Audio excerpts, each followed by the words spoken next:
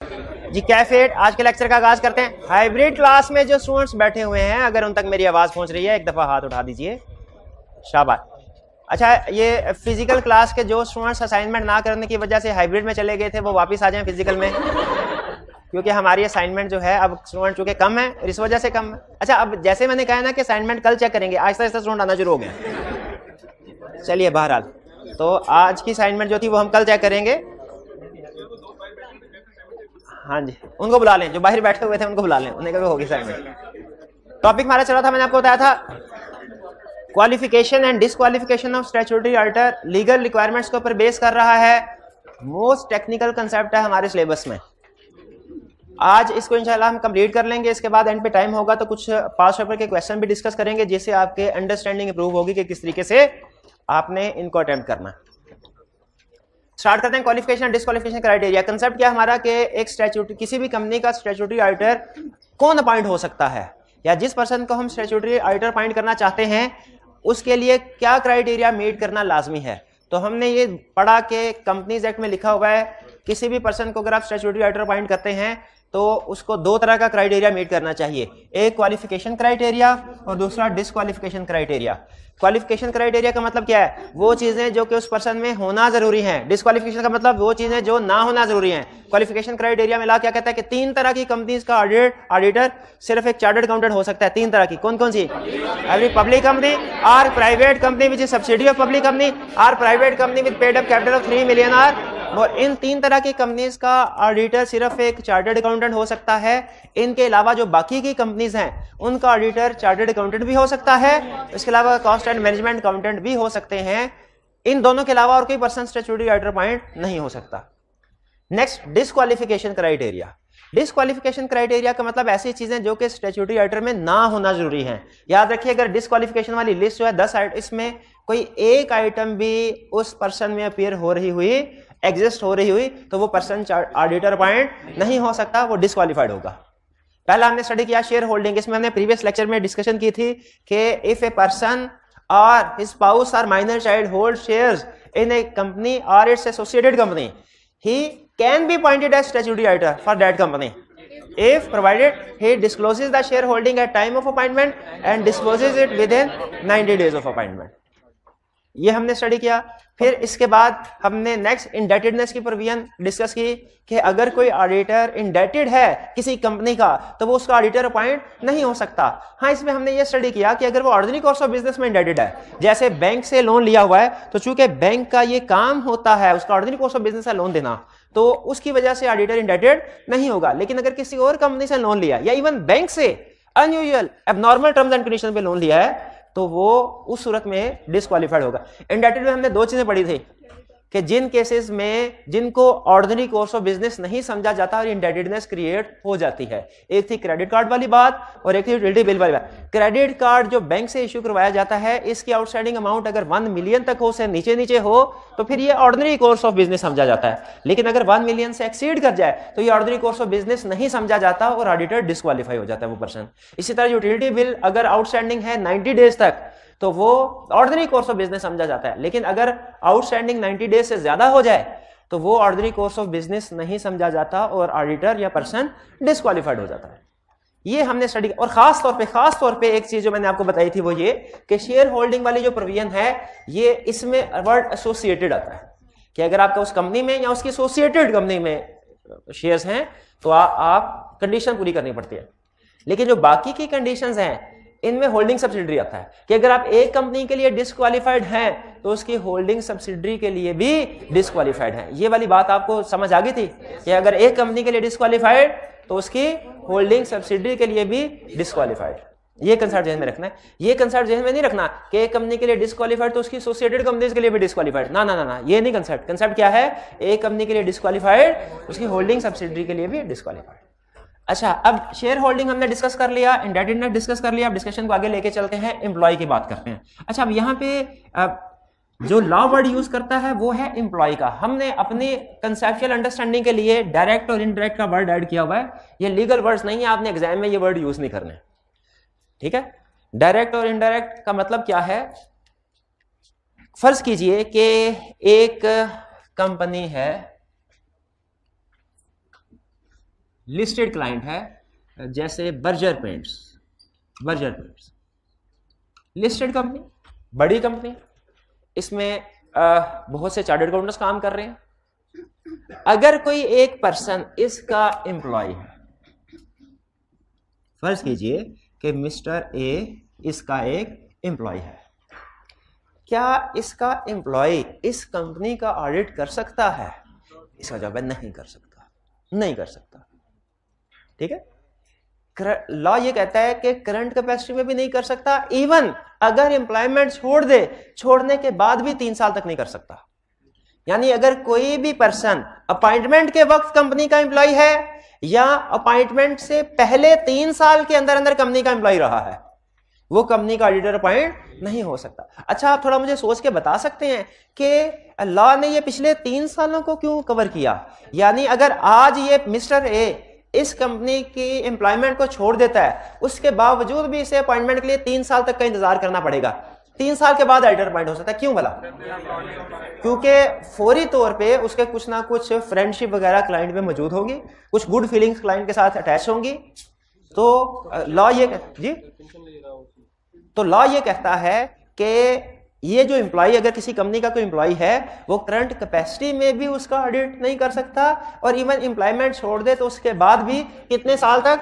3 साल तक उस कंपनी का ऑडिट नहीं कर सकता, 3 साल के बाद कर सकता है। क्लियर हो गया? अच्छा, ये है, इसके लिए लॉ वर्ड यूज करता है a person who is an officer, director और एम्प्लॉय ऑफ कंपनी। तो 3 अल्फाज यूज किए उसने, ऑफिसर, डायरेक्टर और एम्प्लॉय ऑफ द कंपनी। लेकिन हमें पता है ऑफिसर भी एम्प्लॉय होते हैं और डायरेक्टर भी एम्प्लॉय होते हैं एक तरह से। तो कोई भी ऑफिसर, कोई भी एम्प्लॉय, कोई भी डायरेक्टर कंपनी का उसका ऑडिटर अपॉइंट नहीं हो, चाहे कोई भी हो, चाहे एग्जेक्टिव हो, चाहे नॉन एग्जेक्टिव हो, चाहे इंडिपेंडेंट हो, चाहे नॉमिनी हो, कोई भी डायरेक्टर, कोई भी ऑफिसर, कोई भी एम्प्लॉय कंपनी का ऑडिटर अपॉइंट नहीं हो सकता, करंट कैपेसिटी में भी नहीं और एम्प्लॉयमेंट छोड़ने के बाद भी 3 साल तक नहीं। अच्छा, ये तो है एम्प्लॉय से रिलेटेड। अब आगे फर्दर एक और लॉ ने आगे सिचुएशन डिस्कस की है, क्या यह पॉसिबल है ये एम्प्लॉय पार्ट टाइम, इसकी अपनी फर्म हो, ठीक है, तो ये उसका ऑडिटर अपॉइंट हो सकता है? नहीं। अच्छा, फर्ज कीजिए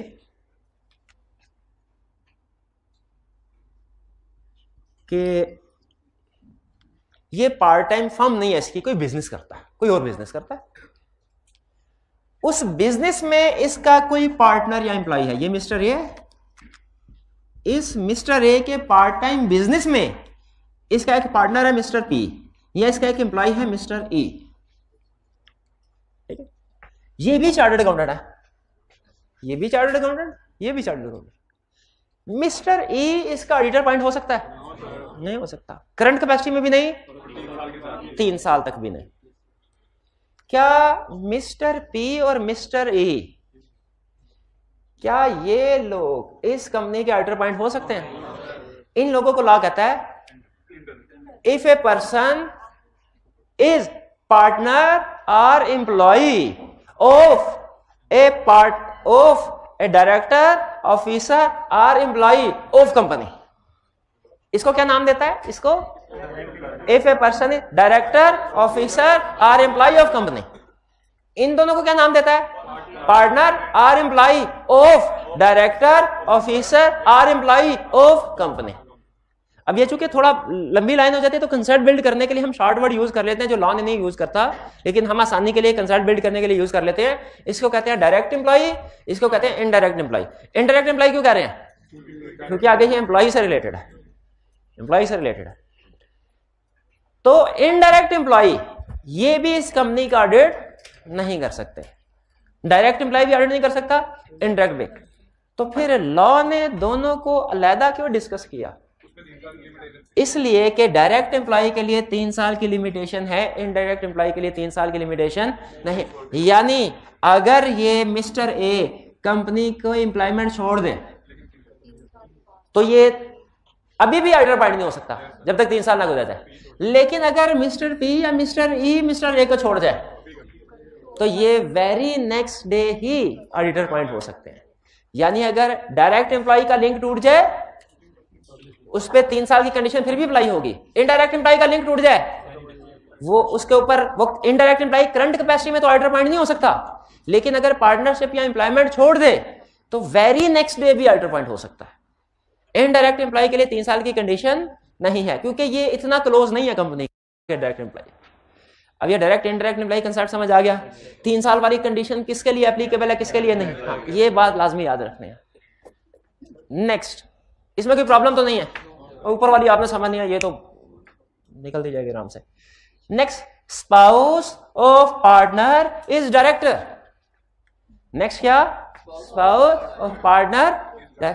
अगर किसी पार्टनर की, अच्छा आपको यह बताया था ना, एक डिस्क्वालिफाइड पार्टनर सारी फर्म को डिस्क्वालिफाइड कर देता है, ये बताया था ना, एक डिस्क्वालिफाइड। अच्छा, तो अगर किसी पार्टनर की स्पाउस क्लाइंट में डायरेक्टर है तो लॉ कहता है वो पर्सन, वो पार्टनर ऑडिटर अपॉइंट नहीं हो सकता, डिस्क्वालिफाइड है। क्यों? कॉमन सेंस की बात है भाई, इधर पार्टनर है उधर स्पाउस डायरेक्टर है, क्या ऑडिट होना है? हो सकता है? नहीं हो सकता। इंडिपेंडेंट डिपेंडेंस के साथ ऑडिट नहीं हो सकता। तो अगर spouse of partner is director, भाईजान आपको ये भी बात बताई थी, स्टूडेंट ने क्वेश्चन पूछ लिया कि ये जो भी क्वालिफिकेशन डिस्क्वालिफिकेशन क्राइटेरिया है ये एट टाइम ऑफ अपॉइंटमेंट भी अप्लाई होता है, ड्यूरिंग ऑडिट भी अप्लाई होता है। तो भाई का क्वेश्चन, उन्होंने कहा सर अगर शुरू में स्पाउस हो डिस्क्वालिफाइड और अगर ऑडिट के दौरान में स्पाउस बन जाए तो भी डिस्क्वालिफाइड। ये आई कैप ये केस स्टडी में उसने क्वेश्चन भी पूछा हुआ है। अपॉइंटमेंट के बाद शादी हो गई पार्टनर की और डायरेक्टर की, क्लाइंट के डायरेक्टर की, बताइए इसका ऑडिट के ऊपर कोई फर्क पड़ा? हमने कहा पड़ा, ऑडिट तो गए हो, ऑडिट नहीं हो सकता, ऑडिट गए हो। हाँ। क्यों लॉ ने कह दिया है spouse of partner is director, तो ऑडिट नहीं हो, ऑडिटर नहीं हो सकता। अच्छा, अब यहाँ पे ध्यान में रखिएगा, आप एज यूजुअल फोकस कर रहे होंगे स्पाउस के ऊपर और ये आईकैप को भी पता है, इसलिए वो क्या कहेगा, वो कहेगा बताओ ऑडिटर क्वालिफाइड है कि नहीं। पहली session, spouse of partner is general manager, spouse of partner is general manager, तो इसमें डिस्क्वालिफिकेशन नहीं है। लेकिन कॉमन सेंस कहती है कि कोई ना कोई गड़बड़ तो अभी भी हो सकती है, इंडिपेंडेंस तो अभी भी इफेक्ट हो रही है, लेकिन लॉ ने ये खाना खाली छोड़ दिया। लॉ ने कहा सिर्फ वो डिस्क्वालिफाइड जो spouse of partner is director. अगर spouse of partner is manager तो वो क्वालिफाइड है। लेकिन हमारे जहन में बार बार ये मसला आ रहा है कि इंडिपेंडेंस तो उस सूरत में भी इफेक्ट हो रही है। तो यहाँ पे कोड ऑफ एथिक्स ने कहा बेफिक्र रहो, मैं मौजूद हूं ना, चैप्टर 6 में जो खाना खाली छूट जाएगा बेफिक्र चैप्टर 7 आके भर देगा उसको। यानी जो सिचुएशंस लॉ ने जगह छोड़ दी, लॉ में आपको पता है लूप होल रह जाते हैं, छोड़ दी, कोड ऑफ एथिक्स ने कहा बेफिक्र हो जाओ, वो सारी चीजें मैं डिस्कस करूंगा जो आपके जहन में आ रही हैं लेकिन लॉ में डिस्कस नहीं हुई, वो सारी चीजें कहां डिस्कस करेंगी, होंगी कोड ऑफ। भाई कोड ऑफ एथिक्स दुनिया में आया तो किसी वजह से आया है ना। एक बड़ी वजह यही है कि कुछ सिचुएशन ऐसी होती हैं जो लॉ उनके बारे में साइलेंट होता है, लॉ उनके बारे में, लेकिन कोड ऑफ एथिक्स डिस्कस कर रहा होता है उसको। एक बड़ी एग्जांपल चले, अभी हालांकि कोड ऑफ एथिक्स पढ़ नहीं रहे, शेयर कर देता हूं शायद याद रह जाए। एक बड़ा इशू है फीस के बारे में आप देखेंगे कहीं पे भी कोई बात नहीं हुई, फीस के बारे में लॉ साइलेंट है, लेकिन कोड ऑफ एथिक्स को डिस्कस करता है। आप खुद सोचें, अगर वो एक क्लासिक एग्जांपल देते हैं, किताबों में क्लासिक एग्जांपल लिखी हुई है कि फर्ज कीजिए पेशेंट का एक्सीडेंट हुआ है, वो मर रहा है, उसका अगर 2-3 घंटे के अंदर ऑपरेशन ना वो मर जाएगा। उस पेशेंट को लेकर डॉक्टर के पास आए, डॉक्टर ने कहा मैं तब तक सर्जरी नहीं कर दूंगा जब तक मेरी फीस एडवांस में जमा ना करवा दो। दुनिया का कोई कानून क्या डॉक्टर को एडवांस फीस लेने से मना करता है? नहीं, लॉ इसके बारे में साइलेंट है, यानी लॉ इजाजत देता है इसकी कि ठीक है एडवांस फीस मांगो। लेकिन अगर इस सिचुएशन में डॉक्टर ये काम करें तो क्या जनरल पब्लिक की नजर में उनका परसेप्शन अच्छा डेवलप होगा? वो कहेंगे डॉक्टर तो नहीं, उसका नाम बदल के डाकू रख देंगे कि ये डॉक्टर तो नहीं, डॉक्टर का ये काम तो नहीं होता। तो इसीलिए इसका मतलब है जहां जो चीज लीगल में नहीं डिस्कस हुई वो फिर कहां में डिस्कस होती है, एथिक्स। तो उनका कोई कोड ऑफ एथिक्स होगा जिसमें उसने उनको बताते होंगे कि क्या करना है। उसी तरीके से हमारी ऑडिटर की फीस के बारे में भी लीगल रिक्वायरमेंट्स में कहीं कोई डिस्कशन नहीं है। तो जो चीज लॉ जिसके बारे में साइलेंट रहता है लेकिन वो हमारे प्रोफेशन को, हमारी इंडिपेंडेंस को इफेक्ट कर रही हो, हमारे प्रिंसिपल्स को इफेक्ट कर रही हो, वो उसको फिर कौन डिस्कस करता है? उसको फिर कोड ऑफ एथिक्स डिस्कस करता है। तो बेफिक्र रहे, spouse of partner is director, law ने सिर्फ इसको डिस्क्वालीफाई किया है। स्पाउस ऑफ पार्टनर अगर जनरल मैनेजर हो डिस्क्वालीफाई नहीं किया, लेकिन परेशान ना हो, इसको भी लॉ डिस्कस नहीं करता, लेकिन कौन डिस्कस करेगा? कोड ऑफ एथिक्स करेगा, कोड ऑफ एथिक्स डिस्कस करेगा। आगे, तो spouse of partner is manager, तो क्वालिफाइड। अच्छा, अब sister of partner is director, वो भी क्यों भला? क्योंकि 3 अल्फाज याद करें, स्पाउस, पार्टनर, डायरेक्टर। फिर उसने कहा कि spouse of partner is chief executive, qualified. खा गए मार। हालांकि कंपनी लॉ में एक जगह के क्लियरली लिखा हुआ है कि चीफ एग्जीक्यूटिव भी डायरेक्टर होता है, अगर ऑलरेडी डायरेक्टर ना हो तो चीफ एग्जीक्यूटिव भी director, deem to be director. तो इसीलिए जहां पे चीफ एग्जीक्यूटिव आ जाए समझ ले ये भी डायरेक्टर है। फोकस तीनों चीजों पे करना है, स्पाउस, पार्टनर, डायरेक्टर, ये तीनों चीजें मिल गई तो डिस्क्वालीफाइड, तीनों चीजें मिल गई तो डिस्क्वालीफाइड। ठीक है, आगे आगे चलते हैं। 6 हाँ, अगर अभी स्पाउस ना बने हो, हाँ अब देखें, अगर स्पाउस ना बने हो तो लॉ इस पे मना नहीं करता, इसका मतलब क्वालिफाइड है, लेकिन कुछ तो गड़बड़ हो सकती है, गड़बड़ हो सकती है कि नहीं, बल्कि अब गड़बड़ का ज्यादा चांस है। तो गैस कीजिए, ये जो टू बी स्पाउस है, टू बी स्पाउस, उसको लॉ डिस्कस नहीं करता, कौन डिस्कस करता होगा? और कोड ऑफ एथिक्स ने डिस्कस किया इस इशू को भी, इस इशू को भी डिस्कस किया। आगे स्टडी करेंगे क्या किया है वो, जब कोड ऑफ एथिक्स पढ़ेंगे फिर उसमें डिस्कस करेंगे ना, अभी थोड़ी डिस्कस करना है। अच्छा, आगे चलते हैं। हाँ, क्वेश्चन तो एक ही आएगा, लेकिन यहाँ कोड ऑफ एथिक्स आएगा या लॉ का आएगा, लेकिन पता नहीं कौन सा आएगा, तो हमें तो दोनों पढ़ने पड़ेंगे ना। हाँ, जवाब एक के मुताबिक ही देंगे। वो क्वेश्चन में लिखा होगा कि आपने जवाब कंपनीज एक्ट के मुताबिक देना है या कोड ऑफ एथिक्स के मुताबिक देना है, क्वेश्चन में लिखा होगा। आगे चलते हैं। बॉडी कॉर्पोरेट, बॉडी कॉर्पोरेट का मतलब क्या? कंपनी। एक कंपनी ऑडिटर अपॉइंट नहीं हो सकती। पाकिस्तान में जो ऑडिटर प्रैक्टिस करते हैं ना, जो चार्टर्ड अकाउंटेंट, वो या तो सोल प्रोप्राइटरशिप फॉर्म में करते हैं या पार्टनरशिप फॉर्म में, ज्यादातर पार्टनरशिप फॉर्म में बिजनेस करते हैं। कंपनी फॉर्म में ऑडिट प्रैक्टिस अलाउड नहीं है।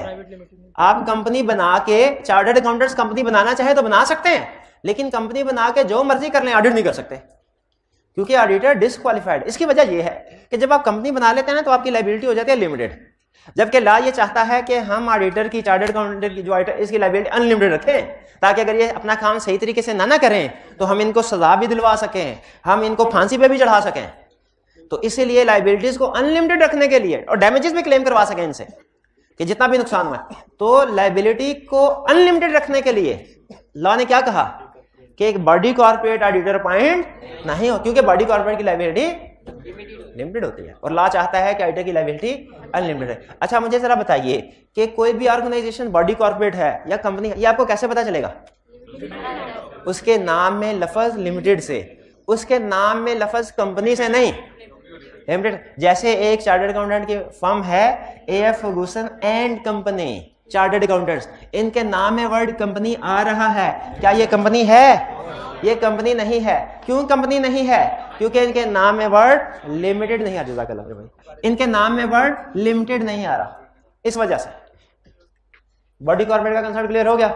आगे चलते हैं। प्रोवाइडेड गारंटी, अगर किसी पर्सन ने गारंटी दी हो, गारंटी दी हो, असल में गारंटी भी ना लोन की तरह ही लॉ कंसीडर करता है। ऊपर हमने स्टडी किया, अगर पर्सन इंडेटेड हो तो ऑडिटर अपॉइंट नहीं हो सकता। उन्होंने कहा कि अगर ऑडिटर इंडेटेड नहीं, लेकिन उसने गारंटी प्रोवाइड किया, जैसे फर्ज कीजिए एक टेक्सटाइल कंपनी है, टेक्सटाइल कंपनी है, उससे मैंने लोन लिया, क्या मैं उसका ऑडिटर अपॉइंट हो सकता हूं? नहीं हो सकता। अच्छा, अगली सिचुएशन, ये प्रवीण कहती है ये वाली, अगली सिचुएशन, मैंने उससे लोन नहीं लिया, लोन लिया इन भाईजान ने, टेक्सटाइल वाले इसको लोन नहीं दे रहे थे, मैंने टेक्सटाइल वालों से कहा कि आप इसको लोन दे दीजिए, मेरी गारंटी है अगर ये लोन पे नहीं करेगा तो मैं कर दूंगा। अब बताइए कि अब क्या मैं ऑडिटर अपॉइंट हो सकता हूं? लॉ कहता है नहीं, इसलिए कि हालांकि मैंने लोन नहीं लिया, लेकिन लॉ ये कहता है कि अगर किसी भी वक्त ड्यूरिंग ऑडिट भी इवन अगर इस पर्सन ने डिफॉल्ट किया तो लायबिलिटी आप पे शिफ्ट हो जाएगी और आप इंडेटेड हो जाएंगे। तो बजाय ये कि आप अच्छा वाला ऑडिट कर रहे हो और बाद में दरमियान में आपको एकदम से पता चले कि आपने जिसकी गारंटी दी थी उसे डिफॉल्ट कर लिया और अब आपको डेट देना है और आप डिस्क्वालीफाई हो चुके हैं, इससे बेहतर है क्या कि आप ऑडिट शुरू ना करें। तो अगर किसी पर्सन ने लोन लिया है खुद या खुद ने लोन किसी और ने लिया और उसने गारंटी दी है, दोनों सूरतों में डिस्क्वालीफाइड है, ऑडिटर अपॉइंट नहीं हो सकता। खुद लोन लिया है वो सेकंड वाली रिक्वायरमेंट्स में कवर होता है, और अगर गारंटी दी है 7 वाली रिक्वायरमेंट में। हाँ ये बिल्कुल, ये देखे गारंटी तो किसी भी केस में, गारंटी तो किसी भी केस में है। ये जो इंडेटेडनेस है ये ऑर्डिनरी कोर्स ऑफ बिजनेस। फिर इसके बाद बिजनेस रिलेशनशिप। बिजनेस रिलेशनशिप का मतलब क्या है? देखिए, एक होता है प्रोफेशनल रिलेशनशिप, एक है बिजनेस रिलेशनशिप, दोनों में फर्क है। एक ऑडिटर ऑडिट कर रहा है, क्लाइंट उससे ऑडिट करवा रहा है, ये जो ऑडिटर और क्लाइंट का रिलेशनशिप है ना, ये प्रोफेशनल रिलेशनशिप है। बिजनेस रिलेशनशिप ये है कि इसके अलावा भी ऑडिटर और क्लाइंट मिलकर कोई काम कर रहे हैं। जैसे फर्ज कीजिए ऑडिटर जो है वो कुछ चीजें पार्ट टाइम में कुछ चीजें जो है वो बेचता हो, रूटीन में बेच रहा है, या क्लाइंट कुछ चीजें बेच रहा है। ऑडिटर ने क्लाइंट से कुछ क्लाइंट एसी बना के बेचता है, मैन्युफैक्चर करके सेल करता है, ऑडिटर ने क्लाइंट से कुछ एसी बाई कर लिया। ये है business relationship. Business relationship auditor भी पार्ट टाइम कुछ काम करता है और क्लाइंट ने उससे उसकी वो गुड्स एंड सर्विसेज बाय कर ले, ये है अदर देन ऑडिट, ये है बिजनेस रिलेशनशिप। यानी ऑडिट के अलावा कोई भी गुड्स एंड सर्विसेज के ट्रांजैक्शंस हो क्लाइंट और ऑडिटर के दरमियान में, ये क्या होगा? ये बिजनेस रिलेशनशिप होगा। बिजनेस रिलेशनशिप होगा। बिजनेस रिलेशनशिप अगर तो ऑर्डिनरी कोर्स ऑफ बिजनेस में है, अगर ऑर्डिनरी कोर्स ऑफ बिजनेस तो कोई प्रॉब्लम नहीं है, और अगर ऑर्डिनरी कोर्स ऑफ बिजनेस से हट के है तो फिर ऑडिटर डिस्क्वालीफाई हो जाएगा। अगर ऑडिटर ने ऐसे खरीदे मार्केट रेट पे, बिजनेस रिलेशनशिप है, क्लाइंट से अपने क्लाइंट से ऐसे खरीदे मार्केट रेट पे, बिजनेस रिलेशनशिप है, क्या ऑडिटर डिस्क्वालीफाइड होगा? क्यों डिस्क्वालीफाइड नहीं होगा? क्योंकि ऑर्डिनरी कोर्स ऑफ बिजनेस है। जिस तरह लोन लिया वो ऑर्डिनरी कोर्स ऑफ बिजनेस पे हो तो इजाजत है, अगर ऑर्डिनरी कोर्स ऑफ बिजनेस में नहीं है फिर ये ऑडिटर डिस्क्वालीफाइड होगा। उसी तरह से अगर बिजनेस रिलेशनशिप डेवलप हुआ, ऑडिटर और क्लाइंट के दरमियान में sale and purchase of good and services हुई, तो अगर तो वो मार्केट टर्म्स एंड कंडीशन पे है तो कोई प्रॉब्लम नहीं है। अगर वो मार्केट टर्म्स एंड कंडीशन से हट के है, ऑर्डिनरी कोर्स ऑफ बिजनेस से हट के है, तो ऑडिटर क्या होगा? डिस्क्वालीफाइड। एक केस स्टडी में उसने कहा एक कंपनी ऑडिटर से ऑडिट करवा रही है, उस कंपनी के पूरे शहर में मुख्तलिफ प्लाजा हैं, और उन्होंने ऑडिटर को ऑफर किया है कि सर आप हमारे एक प्लाजा में अपना ऑफिस क्यों नहीं बना लेते? ऑडिटर ने कहा सजेशन तो अच्छी है, और उसने उनके एक प्लाजा में ऑफिस बना लिया। बताइए बिजनेस रिलेशनशिप है? क्या ऑडिटर क्वालिफाइड का डिस्क्वालीफाइड? ये क्या उस कंपनी का ऑर्डिनरी कोर्स ऑफ बिजनेस नहीं है? उसने कहा था हमारे बहुत से प्लाजा है, बाकी सारी दुनिया को रेंट पे देते हैं, ऑडिटर को भी रेंट पे दिया, तो ये ऑर्डिनरी कोर्स ऑफ बिजनेस नहीं है क्या? या तो ये होता ना उसके पास कोई प्लाजा और वो खुसूसी तौर पे ऑडिटर के लिए एक अपार्टमेंट बुक करवाते, तो हम कहते हैं ऑर्डिनरी कोर्स ऑफ बिजनेस की ट्रांजैक्शन नहीं, ऑडिटर डिस्क्वालीफाइड है। अब चूंकि इसमें उसने क्वेश्चन में नेचर ऑफ बिजनेस बता दिया क्लाइंट का, और ये यही है नेचर ऑफ बिजनेस, तो अब हम कहेंगे चूंकि क्लाइंट की ऑर्डिनरी कोर्स ऑफ बिजनेस की ट्रांजैक्शन है, हाँ इसकी टर्म्स एंड कंडीशन भी देख लेंगे। अगर टर्म्स एंड कंडीशन भी मार्केट की हैं तो फिर ये ऑर्डिनरी नॉर्मल बिजनेस रिलेशनशिप है, डिस्क्वालिफिकेशन अराइज नहीं होती। तो क्लियर हुआ? ये ऑर्डिनरी कोर्स ऑफ बिजनेस वाली बात याद रखिएगा, इंडेटेड में भी और इसके साथ साथ बिजनेस रिलेशनशिप में भी। और बिजनेस रिलेशनशिप का मतलब ध्यान में रखिएगा, sale and purchase of goods and services between auditor and client. और ये दोनों एक दूसरे को, किसी केस स्टडी में ऑडिटर क्लाइंट को प्रोवाइड कर रहा होगा, किसी केस स्टडी में क्लाइंट ऑडिटर को प्रोवाइड कर रहा होगा, बिजनेस रिलेशनशिप दोनों में बन जाता है। ठीक है, लेकिन अगर वो कहे ऑडिटर क्लाइंट को ऑडिट के साथ साथ टैक्स सर्विसेज भी प्रोवाइड कर रहा है, तो ये प्रोफेशनल सर्विसेज हैं, ये बिजनेस रिलेशनशिप नहीं है। ठीक है, बिजनेस रिलेशनशिप ऑर्डिनरी ये रूटीन के अलावा जो गुड्स एंड सर्विसेज एक दूसरे को प्रोवाइड करते हैं। Next, convict of fraud. अगर कोई पर्सन कन्विक्टेड है, उसको पिछले 10 साल में फ्रॉड के जुर्म में सजा सुना दी गई है, कन्विक्टेड है, सजा सुना दी गई है, तो वो क्या है? डिस्क्वालीफाइड। डिस्क्वालीफाइड। लेकिन किस जुर्म में? फ्रॉड के जुर्म में। और फिर अदर का मतलब यह है कि कोड ऑफ एथिक्स में भी अगर किसी वजह से डिस्क्वालिफिकेशन राइज होती है तो वो लीगली भी डिस्क्वालीफाइड हो जाएगा। ये चूंकि कोड ऑफ एथिक्स की तरफ इशारा है, तो अदर वाली बात हम कोड ऑफ एथिक्स में स्टडी करेंगे। ये लिस्ट क्लियर हो गई? चलिए अब ऐसा कीजिए कि आपके 3 मिनट हैं आपके पास, एक दफा इस लिस्ट को रीड कर लीजिए, खास तौर पे इसके एंड में जो एग्जाम टिप्स हैं उनको पढ़ लें। मेरा ख्याल है मैंने एग्जाम टिप्स कवर करवा दी हैं, लेकिन मैं भी कोई भूल गया हूं, तो आप एक दफा रीड कर लें। अगर कोई एग्जाम टिप ऐसी है जो मैं डिस्कस नहीं कर सका तो मुझे बता दीजिएगा, उसको डिस्कस कर लूंगा। तब तक मैं आपके पास्ट पेपर के क्वेश्चन सेटअप कर लूं, फिर उनको डिस्कस करते हैं, क्योंकि पास्ट पेपर्स की केस स्टडीज को करेंगे तो ही हमें पता चलेगा एग्जाम लेवल की प्रिपरेशन हमारी हुई है कि नहीं। क्लियर? ये पॉज कीजिएगा। जी अब हम चलते हैं इस लर्निंग ऑब्जेक्टिव के पास्ट पेपर के क्वेश्चन की तरफ। इसमें से कुछ क्वेश्चन की डिस्कशन हम क्लास में करेंगे और जो बाकी के क्वेश्चन है एज यूजुअल वो आपको अलग से यूट्यूब का लिंक मैं आप शेयर कर दूंगा। सबसे पहले पहला क्वेश्चन आपका जो एसोसिएटेड और होल्डिंग सब्सिडरी वाला कंसेप्ट है, ये इसको टेस्ट करेगा कि क्या आपको ये पता है कि किस प्रोविजन के साथ एसोसिएटेड का वर्ड है और किसके साथ होल्डिंग सब्सिडरी का वर्ड है। करेक्ट, ये एक अच्छा क्वेश्चन है। Dawood and company chartered accountants has received an offer for appointment as auditor of Jamal Limited. Wife of Dawood is the share holder and director in Royal Limited. ठीक है, रॉयल लिमिटेड, दो companies आ गई ना, कौन कौन सी है? एक जमाल लिमिटेड, एक रॉयल लिमिटेड। कह रहा है in accordance with requirements of companies act 2017 state whether and under what circumstances DC could accept the audit under each of the following situation. बताइए क्या डीसी ऑडिट को एक्सेप्ट कर सकता है, किन सिचुएशन में एक्सेप्ट कर सकता है। यानी हमने उसे वो कंडीशन या सिचुएशन बतानी है जिनमें वो एक्सेप्ट से कर सकता है। पहला है JL holds 51% share holding in RL. दूसरा केस है JL is an associated company of RL. तीसरा केस है one of the director in JL also hold 10% share holding in RL. ये तीनों इंडिपेंडेंट सिचुएशन है। अच्छा, सबसे पहली चीज, जब कभी क्वेश्चन में दो कंपनीज आ जाएं, क्वेश्चंस कॉम्प्लेक्स हो जाता है, हमने उसको सिंपलीफाई करना का मतलब मुझे वो क्वेश्चन कॉम्प्लेक्स लगता है और दो कंपनीज वाला क्वेश्चन मैं ज़बानी कलामी सॉल्व नहीं कर सकता, मुझे छोटी सी डायग्राम बनानी पड़ेगी। आप भी अपनी प्रैक्टिस बना लें, हैबिट बना लें, जब कभी क्वेश्चन में दो कंपनीज इन्वॉल्व होंगी आपने उसे ज़बानी कलामी सॉल्व नहीं करना। समटाइम्स आप सही कंक्लूजन पे पहुंचेंगे, समटाइम्स गलत कंक्लूजन पे। इसीलिए to be on safe side, जब कभी क्वेश्चन में दो कंपनीज इन्वॉल्व हो, लीगल रिक्वायरमेंट्स का क्वेश्चन है, दो कंपनीज इन्वॉल्व है, आपने क्या करना है? डायग्राम बना लेनी है। अब डायग्राम किस तरह की? लेफ्ट साइड पे एक बॉक्स आएगा, एक राइट साइड पे बॉक्स आएगा और एक उसके नीचे बॉक्स आएगा। पोजीशनिंग समझ ले कौन सी पार्टी किधर है। इधर है ऑडिटर, यानी वो पर्सन जो ऑडिटर पॉइंट होने जा रहा है। इधर है क्लाइंट, क्लाइंट का जिसका ऑडिटर पॉइंट होने के लिए जा रहे हैं। क्लाइंट कौन है? जेएल, जमाल लिमिटेड, इसको हम कर लेते हैं जेएल। और ये है दूसरी कंपनी जो क्वेश्चन में आने की वजह से हमें डायग्राम बनाना पड़ी। ये क्या है? आरएल।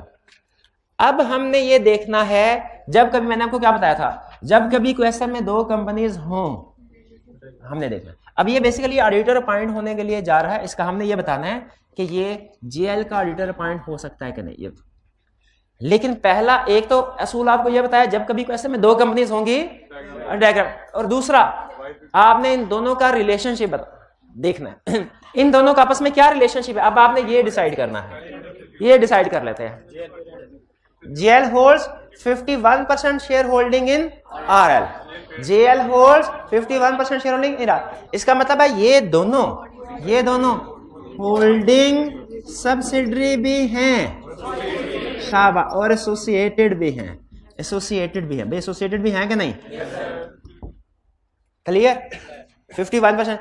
अगर ये शेयर होल्डिंग 21% होती ना, फॉर एग्जांपल, एसोसिएटेड होती, होल्डिंग सब्सिडरी ना होती। लेकिन यहां पे नोट कीजिए होल्डिंग सब्सिडरी भी है, एसोसिएटेड भी है। अच्छा, अब दूसरा, इस कहानी में एक कैरेक्टर भी और है, वो क्या? हाँ, स्पाउस, शाबाश, स्पाउस। तो स्पाउस किधर उसका है एम्प्लॉयमेंट वगैरह इंटरेस्ट? आरएल के साथ। तो ये अब आपने एरो बनाना है एक ये, और इस पे लिखना है क्या? स्पाउस इज शेयर होल्डर, और दूसरा स्पाउस इज, दो इश्यूज हैं, एक है स्पाउस इज शेयर होल्डर, एक है स्पाउस इज डायरेक्टर। आपने दोनों को अलग-अलग डिस्कस करना है। जैसे अगर क्वेश्चन में शेयर होल्डिंग हो सन की, लेकिन ना बताया हो सन माइनर है कि मेजर है, हम क्या पहले हेडिंग देते हैं, इफ सन इज मेजर हम कहते हैं नो इशू, फिर if son is minor yes issue, condition disclose करो, डिस्पोज करो। उसी तरीके से अगर स्पाउस के पास शेयर्स भी हैं, स्पाउस डायरेक्टर भी है, तो इस क्वेश्चन में दो इश्यूज आ गए। कुछ स्टूडेंट कहते हैं सर एक इशू में अगर डिस्क्वालिफिकेशन हो जाती है तो प्रैक्टिकली तो ऑडिटर पॉइंट नहीं हो सकता, दूसरे को डिस्कस करने की क्या जरूरत है? दूसरे को डिस्कस करने की क्या जरूरत है?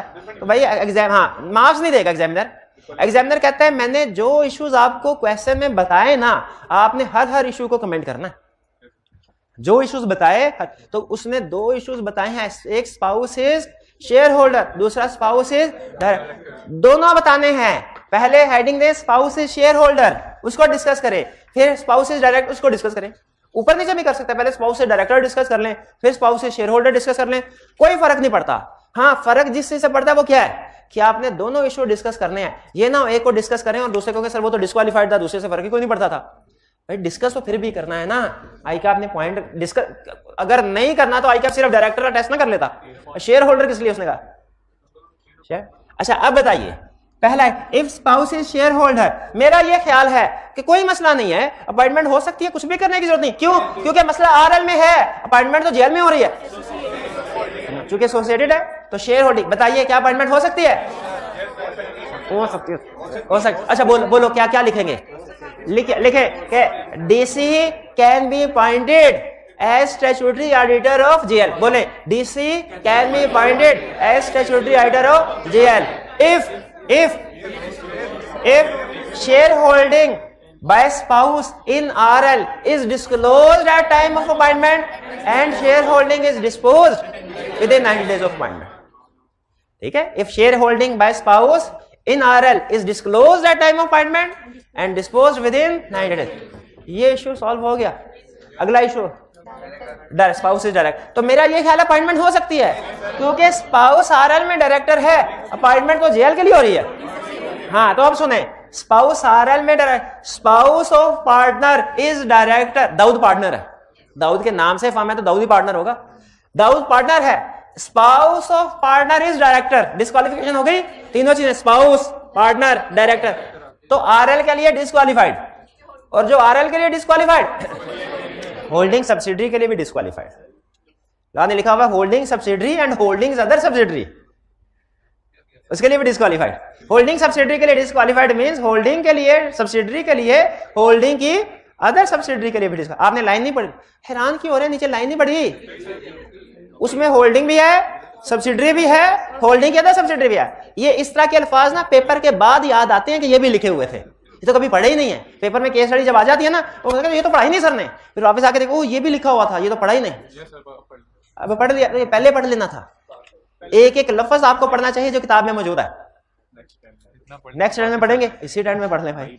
अच्छा भाई पढ़ेंगे, ठीक है ठीक है ठीक है। तो भाई ये क्लियर हो गया, ये समझ आ गया आपको कि एक कंपनी के लिए डिस्क्वालिफाइड तो उसकी होल्डिंग सब्सिडरी के लिए भी डिस्क्वालिफाइड।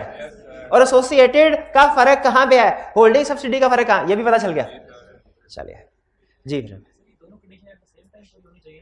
आपने तो पहले शेयर होल्डिंग डिस्कस की है, अगर वो शेयर होल्डिंग बेच भी दे वो डायरेक्टर तो फिर भी होगी, और वो शेयर होल्डिंग बेच भी दे तो डायरेक्टर तो फिर भी है, डिस्क्वालिफाइड तो फिर भी है, तो फिर भी है। लेकिन अलग-अलग डिस्कस करना है ना, हर इश्यूज को याद रखिए, एग्जाम में अलग डिस्कस होना होता है। हर इशू एग्जाम में अलग डिस्कस होना है। जी मेरा सर सवाल है कि अगर हमारे अगर वाइफ के आरएन के अंदर वाइफ के आरएन के अंदर शेयर्स है तो आरएन और जीआर का तो होल्डिंग और सब्सिडी का भी रिलेशन है। तो अगर हम आरएन के लिए क्वालिफाई है तो शेयर होल्डिंग के केस में हमें जीआर के लिए भी नहीं डिस्क्वालिफाई हो जाना चाहिए। देखें ठीक है, इनका क्वेश्चन ये है कि अगर आरएल में स्पाउस के शेयर्स हैं तो वो आरएल के लिए डिस्क्वालिफाइड, तो जेएल के लिए भी तो डिस्क्वालिफाइड। मैं पहली करेक्शन ये करना चाहता हूं कि अगर किसी कंपनी में शेयर्स हों तो हम ये नहीं कहा करते कि ऑडिटर डिस्क्वालिफाइड, बल्कि हम ये कहा करते हैं कि auditor can be appointed if it discloses shareholding at time of appointment, discloses within 90 days of appointment। और इस केस में भी हमने यही कहा है। इवन अगर शेयर जेल में भी होते हैं ना स्पाउस के, तो फिर भी हम ये कहते हैं कि अपॉइंटमेंट अभी भी हो सकती है। If at time of appointment disclose करें तो विद इन 90 डेज को डिस्पोज करें। अच्छा नेक्स्ट कह रहे हैं JL is an associated company of RL. फर्क क्या पड़ा? ये होल्डिंग सब्सिडी, लेकिन स्पाउस अभी भी शेयर होल्डर भी है, डायरेक्टर भी है। अब बताइए डायरेक्टर की वजह से फर्क आएगा? नहीं। क्यों भला? अगर एक कंपनी के लिए डिस्क्वालिफाइड है तो उसकी होल्डिंग सब्सिडी के लिए भी डिस्क्वालिफाइड है। जेएल ना होल्डिंग है ना सब्सिडी है, ये तो एसोसिएटेड है। डायरेक्टरशिप की वजह से कोई फर्क नहीं पड़ेगा, शेयर होल्डिंग में फर्क पड़ेगा। हाँ तो फर्क पड़ेगा ना। क्या लिखेंगे क्या लिखेंगे? DC can be appointed as statutory auditor of JL if shareholding by spouse in RL is disclosed at time of appointment within 90 days of appointment. Clear? कहानी को आगे लेके चलते हैं. One of the directors in JL also holds 10% shareholding in RL. वो कह रहा है JL का एक डायरेक्टर है, उसकी RL में 10% शेयर होल्डिंग है. तो आपको क्यों नहीं मसला? बताया नहीं था एक कंपनी में डायरेक्टर हो दूसरी में भी डायरेक्टर हो तो एसोसिएटेड हो जाती हैं. बताया शेयर होल्डर है. तो ये भी नहीं बताया था कि एक कंपनी में डायरेक्टर हो दूसरी में 20% या से ज्यादा का शेयर तो एसोसिएटेड हो. अच्छा सॉरी यहाँ पे 10% है. हाँ ठीक है. तो इसका मतलब है इन दोनों में कोई रिलेशनशिप नहीं है. इधर तबाही भी फिर जाए, इधर क़यामत भी आ जाए, इधर सुनामी आ जाए, जल्जला तबाह बर्बाद हो जाए, सब कुछ, इधर कोई फर्क नहीं पड़ेगा. Auditor can be appointed person, DC can be appointed as statutory auditor of JL. कुछ भी नहीं करने की जरूरत. क्यों भला? क्योंकि दोनों में कोई रिलेशनशिप ही नहीं है. तो ये आपने देखा कि कैसे रिलेशनशिप हमारे केस को बदल रहा है. इसीलिए मैंने आपसे कहा था कि जब कभी दो कंपनीज आए तो इसकी डायग्राम बनाएं और रिलेशनशिप डिसाइड करें क्या है, उसके बाद सॉल्व करें. तो फिर इसको आप ज़बानी कलामी घर जाके सॉल्व करने की कोशिश कीजिएगा. कभी भी कंप्लीट एनालिसिस नहीं कर सकेंगे आप, कभी भी नहीं कर सकेंगे. क्लियर? ये 12 अब कि बी में अगर एसोसिएटेड कंपनी हो तो स्पाउस के डायरेक्टर होने की वजह से कोई प्रॉब्लम नहीं है, क्योंकि डायरेक्टर की डिस्क्वालिफिकेशन उस कंपनी के लिए है या उसकी होल्डिंग सब्सिडियरी के लिए. एसोसिएटेड कंपनीज के लिए डायरेक्टरशिप की वजह से डिस्क्वालिफिकेशन नहीं है. Next, Harris and Company Chartered Accountants was appointed as the auditor of Cactus Private Limited CPL for the year ending 31st December 2021. तो मेरा तो ख्याल है क्वेश्चन यहीं पे खत्म हो गया. जब अपॉइंटमेंट हुई उस वक्त ऑडिटर इंडिपेंडेंट था, क्राइटेरिया मीट कर रहा था, तो बस अब कुछ नहीं करना. अच्छा, criteria at time of appointment में मीट करना है और ड्यूरिंग एंगेजमेंट, ड्यूरिंग ऑडिट भी मीट करना है. यस, सही कंसेप्ट. आगे चलते हैं, फिर कहानी को बढ़ाते हैं. Haris the only audit partner of Haris and company. अच्छा, यहाँ अजीब सी बात है, अगर एक ही सोल प्रोप्राइटर ओनर है तो फिर उसका वर्ड पार्टनर नहीं लिखना चाहिए था. पार्टनर का मतलब तो होता है कि दो लोग मिलकर बिजनेस. लेकिन हमारे प्रोफेशन में याद रखे, जो किसी भी फर्म जो प्रैक्टिस कर रहा होता है ना, वो चाहे सोल प्रोप्राइटर हो, उसके लिए वर्ड यूज करते हैं फर्म. और उसका जो ओनर होता है वो अगर अकेला भी हो ना, उसके लिए वर्ड यूज करते हैं पार्टनर. प्रैक्टिस है. तो ओनली ऑडिट पार्ट, एक ही सोल प्रोप्राइटर, एक ही ओनर है, एक ही बंदा है जो ऊपर ओन कर रहा है फर्म को. अच्छा, इससे मुराद ये नहीं है कि उसमें और कोई दूसरा बंदा होगा ही नहीं. ऑर्गेनाइजेशन मैनेजर, पार्टनर एक ही है, बाकी मैनेजर होंगे, ट्रेनिंग स्टूडेंट्स वगैरह होंगे. Haris the only audit partner of Haris and company pass on 5 September 2021. 5 September 2021 को उसका सीफैप का रिजल्ट आया और वो पास हो गया. इसका ये मतलब नहीं. अच्छा, एमएसए का रिजल्ट है पास. अच्छा, पास हुए का मतलब दुनिया छोड़ के चला गया. ठीक है, पास अभी on 5 September 2021. No other auditor has yet been appointed by CPL. बताइए, क्या ये वैकेंसी राइज हुए? कह रहे state the requirements of the company that 2017 for the appointment of auditors in the above situation. ये हमारा कैजुअल वैकेंसी में से उसने क्वेश्चन पूछा. बोर्ड ऑफ डायरेक्टर्स अपॉइंट करेंगे within 30 days of occurrence of casual. If board of directors do not appoint, commission shall appoint. अच्छा, जो casual vacancy में डायरेक्ट ऑडिटर अपॉइंट हुआ है, इसका टेन्योर क्या होगा? Reminder period. अच्छा, रिमाइंडर के साथ स्पेसिफाई कर दे. रिमाइंडर से क्या मुराद है? Till the conclusion of next AGM. Till the. तो अब ये क्वेश्चन, अच्छा मुझे पढ़ के बताइए, क्या आपको पता चल गया ये कैजुअल वैकेंसी का क्वेश्चन है? अच्छा, क्वेश्चन में कैसे पता चला ये कोड ऑफ एथिक्स है कि कंपनीज एक्ट का लिखा हुआ है? ऊपर वाले क्वेश्चन में कैसे पता चला था? तो देखा, मैं सही कह रहा था ना कि क्वेश्चन में लिखा होगा आपको कंपनीज एक्ट के मुताबिक आंसर करना है कि कोड ऑफ एथिक्स के मुताबिक करना है. अगर कहीं पे नहीं भी लिखा हुआ तो परेशान नहीं होना, उसका भी कुलिया आपको बता देंगे. फर्ज करे आई कैप तो कुछ भी कर सकता है ना. हाँ, तो फिर उसका क्या करना है वो हम बाद में देखेंगे.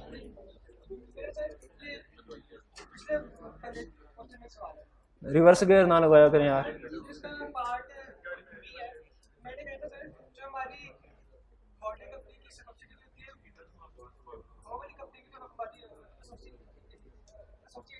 हाँ, अच्छा, हाँ, यहाँ पे एसोसिएटेड कंपनी जहां पे लिखे ना, मैं समझ गया आपको, जहां पे एसोसिएटेड कंपनी लिखे ना, तो इसका मतलब ये होता है कि वो शेयर की वजह से एसोसिएटेड हुई है, वो होल्डिंग सब्सिडियरी नहीं है. ठीक है, होल्डिंग सब्सिडियरी होती है तो देखें, जहां पे होल्डिंग सब्सिडियरी बना रहा होता है ना, वहां पे क्लियरली बता रहा होता है. ठीक है, तो उनका क्वेश्चन ये है कि सर एसोसिएटेड में होल्डिंग सब्सिडियरी भी तो आ सकती है. मैं समझ गया वो उसको इसी तरीके एसोसिएटेड जब कभी है आपने क्या अज्यूम करना है, शेयर होल्डिंग की वजह से। Question 2, wealthy bank limited is considering to appoint required sorry in the light of companies act 2017। Underline करें इसको, बता रहा है कि नहीं बता रहा कि सवाल का किसके मुताबिक करना है, कंपनीज एक्ट के कोड ऑफ एथिक्स। मैं सही कर रहा है? हाँ। Discuss whether any of the above firms can be appointed as external auditor of WBL। WBL के पास ये 3 फर्म आई है, हर फर्म कह रही है मुझे अपॉइंट करो, मुझे करो, मुझे करो। अब हमने बताना है कि WBL किस फर्म को अपॉइंट कर सकता है। Is considering to appoint bank है, कैसे पता चला? ओ नाम में लिखा हुआ है वेल्दी बैंक लिमिटेड। ठीक है, अच्छा किया तवज्जो दिला। Is considering to appoint external auditor for the year ending June 2020। WBL has shortlisted the following 3 audit firms for appointment as external auditor and has presented certain matters related to each of them for your consideration. पहला, Rao Arif and Company Chartered Accountants. The firm has recently admitted a new partner who worked as CFO till June 2017 of Noor Engineering Limited, a subsidiary of WBL. एक minute है, 2 companies आ गई हैं। मैं तो भाई अब WBL है, WBL और नूर इंजीनियरिंग लिमिटेड। नूर इंजीनियरिंग लिमिटेड इशू क्या है? पार्टनर इज एम्प्लॉय, एम्प्लॉय हो गया, पार्टनर इज एम्प्लॉय। डायरेक्ट के इनडायरेक्ट? डायरेक्ट। तो अब तो मेरा ये ख्याल है अपॉइंटमेंट हो सकती है, क्योंकि अब तो वो एम्प्लॉय नहीं है ना। अच्छा, 3 साल के बाद तक भी अपॉइंट नहीं हो सकता? 3 साल यानी इसका मतलब नहीं, इसके 2 तरीके। एक तरीका तो यह है कि जिस दिन आपने एम्प्लॉयमेंट छोड़ी है ना, उससे आगे देखें 3 साल कि उसमें 3 साल के अंदर अपॉइंट। एक तरीका बेहतर यह है कि जिस दिन अपॉइंटमेंट हो रही है ना, उससे पीछे देखें 3 साल में एम्प्लॉय है कि नहीं। तो मुझे यह तरीका थोड़ा आसान लगता है। एक ही बात कि जिस दिन अपॉइंटमेंट हो रही है, यानी अपॉइंटमेंट AGM में होती है, जिस दिन अपॉइंटमेंट हो रही है उस दिन से पिछले 3 साल में अगर ये एम्प्लॉय है तो ये NEL के लिए डिस्क्वालिफाइड, और NEL के लिए डिस्क्वालिफाइड तो इसकी होल्डिंग सब्सिडरी के लिए भी डिस्क्वालिफाइड, और ये होल्डिंग सब्सिडरी है। तो कहानी सारी इस चीज पे खड़ी है कि क्या ये फर्म NEL के लिए क्वालिफाइड है कि डिस्क्वालिफाइड, और ये डिपेंड करता है 3 साल के ऊपर। अपॉइंटमेंट हो रही है फॉर द ईयर एंडेड जून 2020। जून 2020। अच्छा, इसमें ना उसने AGM की डेट मेंशन नहीं की, उसे करनी चाहिए थी। लेकिन आप मुझे बताइए कि ऑडिटर की अपॉइंटमेंट जिस साल का ऑडिट करना है उसने, उस साल को खत्म होने के बाद अपॉइंटमेंट होती है कि पहले? पहले। और 7, 8, 9 महीने पहले हो जाती है। अगर ईयर एंड, हाँ ये पढ़ा किसी ने कि ईयर एंड के बाद 4 महीने के अंदर AGM होती है। तो इसका मतलब ये हुआ कि ये कंसीडर कर रहे होंगे कोई जुलाई, अगस्त, सितंबर 2019 में। ठीक है, जुलाई, अगस्त, सितंबर 2019 के करीब। चलें फर्ज कीजिए हम 30 सितंबर की डेट भी ले लें, अगर कि 30 सितंबर को अपॉइंटमेंट हो रही है, तो हमने देखना है 30 सितंबर 2019 से पहले 3 साल में ये एम्प्लॉय है। 30 सितंबर 2018, 30 सितंबर 2017, 30 सितंबर 2016। तो ये कब तक है? जून 2017। इसका मतलब है ये 3 साल के अंदर आ रहा है। भाई ये कैलकुलेशन समझ आ रही है आपको? इसमें उसने AGM की डेट क्लियरली मेंशन नहीं की, लेकिन हमें कंपनी लॉ के नॉलेज से पता है कि AGM कब होती है? ईयर एंड होने के बाद 4 महीने के अंदर अंदर। ये कौन सा महीना चल रहा है? पता नहीं। ये कौन सी सदी चल रही है ये पता है? अच्छा, ये महीना चल रहा है जून 2022। तो मुझे बताइए, जिस कंपनी का ईयर एंड 31 दिसंबर 2022 है, उसके ऑडिटर की अपॉइंटमेंट हो चुकी है कि अभी होनी है? हो चुकी है। जिस कंपनी का ईयर एंड 31 दिसंबर 2022 है, उसके ऑडिटर की अपॉइंटमेंट कब हुई होगी? ऑडिटर की अपॉइंटमेंट ये अप्रैल में। ठीक है, तो Rao Arif and company appoint नहीं हो सकती। क्यों नहीं हो सकती? क्योंकि एक पार्टनर पिछले 3 साल में कंपनी का एम्प्लॉय रहा है। तो एक पार्टनर डिस्क्वालिफाइड मतलब सारी फर्म डिस्क्वालिफाइड। तो फर्म अगर एक कंपनी के लिए डिस्क्वालिफाइड है तो उसकी होल्डिंग सब्सिडियरी के लिए भी डिस्क्वालिफाइड। तो WBL के लिए अपॉइंटमेंट क्लियर। आगे चले। Hatim Tughlaq and company chartered accountants. One of the partners in the firm has obtained a loan from WBL of rupees 5 million. ये तो indebted हो गया, ये तो गया।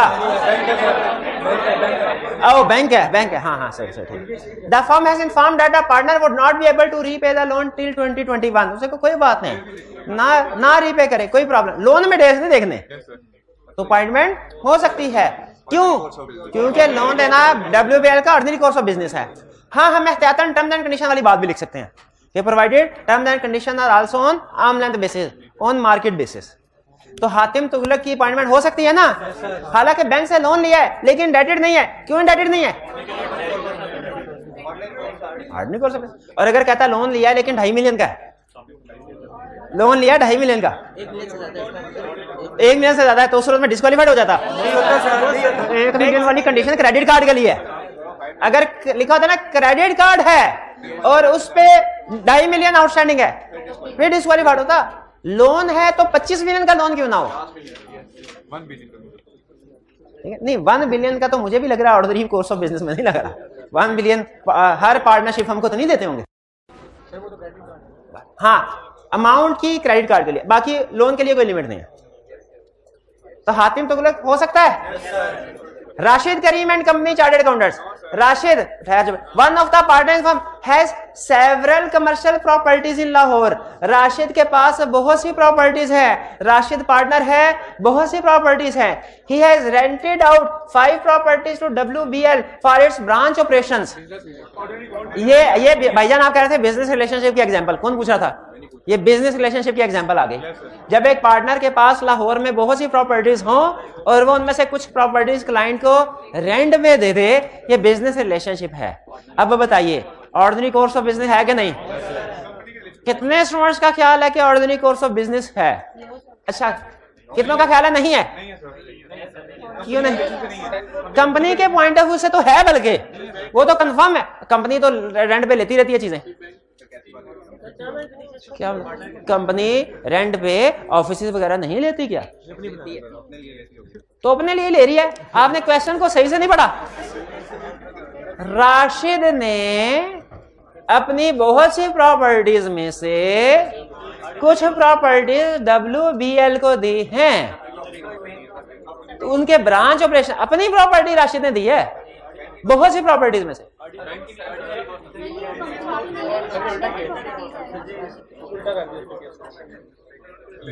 नहीं, मैं नहीं समझा पा रहा असल में, मैं बताता हूं।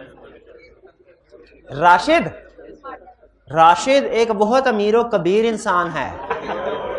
उसकी पूरे लाहौर में बहुत सी प्रॉपर्टीज हैं, उसका एक क्लाइंट है गरीब सा, छोटा सा कंपनी, छोटा सा बैंक ने कहा हमने बाकी बाहर से भी तो रेंट पे जगह लेते रहते हैं ऑफिस बनाने के लिए, अपनी ब्रांच बनाने के लिए। आपके पास प्रॉपर्टीज हैं, आप हमें रेंट पे दे दें। राशिद ने कहा ये लो, मेरी 150 प्रॉपर्टीज में से 5 प्रॉपर्टीज तुम्हें दी रेंट पे दी है। अब लग रहा है अच्छा, तो पहले मैंने यही नहीं कहा था, पहले भी यही कहा मुझे। अच्छा पहले चलें ठीक है। तो ऑर्डिनरी कोर्स ऑफ बिजनेस है, पार्टनर का भी ऑर्डिनरी कोर्स, पार्टनर के पॉइंट ऑफ व्यू से देखिए उसका भी ऑर्डिनरी कोर्स ऑफ बिजनेस है, कंपनी का भी। तो अपॉइंटमेंट हो सकती है, बिल्कुल हो सकती है। हाँ, ज्यादा से ज्यादा आप एक एडिशन एहतियातन ये लाइन लिख दें कि जो टर्म्स एंड कंडीशन है वो भी ऑर्डिनरी है, यानी मार्केट रेट पे रेंट पे दिया गया। क्लियर है? चलिए आगे चलते हैं। ना ना ना ना, सोच है आपकी। अच्छा ये देखिए ये क्या कह रहा है, oh comment on the above situation in the light of companies Act. Companies Act आ गया ना, अंडरलाइन करें। अच्छा जो कोड ऑफ एथिक्स का क्वेश्चन होगा उसकी रिक्वायरमेंट में क्या लिखा होगा? Code of ethics. इन्हें कहा शाबाश, पहुंच गया ना, अभी पढ़ा भी नहीं सवाल को, पहले पता चल गया आपको ये पूछने जाए। रिक्वायरमेंट में ये आएगा कंपनीज एक्ट। अच्छा ये कह रहा है उन 5 मार्च 2018 को क्या एक अजीब हुआ क्या? सबकी जिंदगी पुरसुकून गुजर रही थी 5 मार्च 2018 से पहले। 5 मार्च 2018 को क्या हुआ? HSB and company chartered accountants, HSB and company chartered account has been offered appointment as external auditor of Tahir limited for the year ending 31 December 2018. TL is the subsidiary of Crypto Bank Limited. Diagram ना, 2 companies आ गए ना भाई। हाँ ये है ये। अच्छा हमारा क्लाइंट कौन है? TL, TL, TL. और ये दूसरी कौन से है? सीबीएल। और दोनों में रिलेशनशिप क्या है? Holding subsidy. अब आपने नोट किया होगा सम टाइम वो खुद बताता है holding subsidy associated, some time वो शेयर होल्डिंग या डायरेक्टरशिप के बारे में बताता है। जब उसने क्वेश्चन थोड़ा सा मुश्किल करना हो ना तो आपको खुद से क्लियरली नहीं बताएगा होल्डिंग कंपनी या वो कहेगा एक बंदा एक कंपनी में डायरेक्टर है, दूसरी में भी डायरेक्टर है, एक में शेयर होल्डर है, दूसरी में डायरेक्टर है, एक में डायरेक्टर है और दूसरी में नॉमिनी डायरेक्टर है। एक्सेप्शन एसोसिएटेड नहीं है। तो फिर उस केस उस तरह के क्वेश्चन में आपने खुद से डिसीजन करना होता है कि रिलेशनशिप एसोसिएटेड है कि होल्डिंग सब्सिडियरी है। वरना कुछ क्वेश्चन में वो क्लियरली बता देता है, हमें कोई कैलकुलेशंस की तरफ जाने की जरूरत नहीं पड़ती। यहां पे गुड, अच्छी बात है, शुक्र है उसने खुद से बता दिया क्या होल्डिंग सब्सिडियरी है। हाथी में partner of HSB is using credit card of CBL and the balance outstanding against it on 28 February 2018 was rupees 1.1 million. Hatim plans to clear the dues by 30 July 2018। Appointment हो रही है 5 मार्च को। वो कह रहे हैं मैं 30 जुलाई को पैसे दे दूंगा, which is well before commencement of. अब तो तब तक तो ऑडिट शुरू भी नहीं होगा। वो कह रहा भूल गए अपॉइंटमेंट के भी 7-8 महीने बाद जाके ऑडिट शुरू होता है। हाँ लेकिन हमने अपॉइंटमेंट के वक्त भी और अपॉइंटमेंट के बाद भी क्राइटेरिया पूरा करवाना है। तो उसका ये आर्गुमेंट बिल्कुल फारग है कि ऑडिट बाद में शुरू होगा, अपॉइंटमेंट अभी होने थे, मैं बाद में ऑडिट कमेंस होने से पहले। भाई ऑडिट जिस दिन अपॉइंटमेंट हो जाए ना लीगली उसी दिन कमेंस हो जाता है। Which is well before commencement. It is expected that audit planning activities will commence from 1 नवंबर 2018। आगे वो घुमाने के लिए कह रहा है कि प्लानिंग भी 2 नवंबर से शुरू होगी। भाई लीगली कहता है अपॉइंटमेंट के वक्त से ही आपने क्राइटेरिया अप्लाई। तो बताइए यहाँ पे क्या कह रहा है? Partner is independent, partner is indebted, है इंडेटेड। क्यों? Credit card ordinary course of business नहीं है। हाँ 1 मिलियन तक ऑर्डिनरी है, 1 मिलियन से ऊपर ऑर्डिनरी नहीं है। तो यहां पे पार्टनर इंडेटेड है, इसका मतलब है पार्टनर, ये जो एचएसबी वाली फर्म है ये सीबीएल के लिए ऑडिटर पॉइंट नहीं है, लेकिन टीएल के लिए, टीएल के लिए भी नहीं हो सकता। भाई इंडेटेड सीबीएल का है तो सीबीएल के लिए तो डिस्क्वालीफाइड है, टीएल का तो कोई मसला नहीं है ना होल्डिंग। हाँ जो सीबीएल के लिए डिस्क्वालीफाइड उसकी होल्डिंग सब्सिडियरी के लिए भी डिस्क्वालीफाइड। तो इसका मतलब है टीएल में भी अपॉइंटमेंट नहीं हो सकते, नहीं हो सकते। हा क्या मजे का क्वेश्चन। गावा, ऑरेंज, ऑरेंज, गावा, एप्रिकॉट, वॉलनट, स्ट्रॉबेरी। इससे मजे का खुद बताइए, इससे मजे का क्वेश्चन हो सकता कल, आज नहीं। चलिए ठीक, चलिए ठीक है। अच्छा असाइनमेंट नोट कर लीजिए। कल के लेक्चर में आपको असाइनमेंट नहीं दी थी, याद है? कैंसिल क्यों मिला? क्योंकि आप उस वक्त ये असाइनमेंट करने के काबिल नहीं थे। अब आप असाइनमेंट करने के काबिल हैं तो ये असाइनमेंट लाजमी करनी है। अच्छा मजे की बात सुनाई, ऑडिट रिपोर्ट का एक नॉर्मल क्वेश्चन जितना टाइम लेता है ना, लॉ का क्वेश्चन उससे 40% कम टाइम लेता है। यानी वही क्वेश्चन अगर ऑडिट रिपोर्ट का 10 नंबर का होगा ना और वही क्वेश्चन लॉ में 10 नंबर का पूछेगा तो जो लॉ का क्वेश्चन है ना ये आपका तकरीबन 40% टाइम ले, यानी समझ ले आधा टाइम, 50 करने चले आधा टाइम ले। तो इसका मतलब है इस असाइनमेंट में क्वेश्चन अगर आपको ज्यादा लग भी रहे हुए ना, जब आप करने बैठेंगे आधे से भी कम टाइम में हो जाएंगे। पक्की बात कर रहा हूँ, कल टेस्ट कर लीजिएगा। हाँ तो इसके आज इंशाल्लाह मैं इसके बना के ना डिस्कशन भी जो है, डिस्कशन भी आपके साथ शेयर कर दूंगा वॉल्यूम 2 की, और जो बाकी क्वेश्चन रह जाएंगे वो फिर कल इनको निपटाएंगे। ठीक है जी, आज का लेक्चर यहाँ पे खत्म करते हैं हम। अल्लाह हाफिज।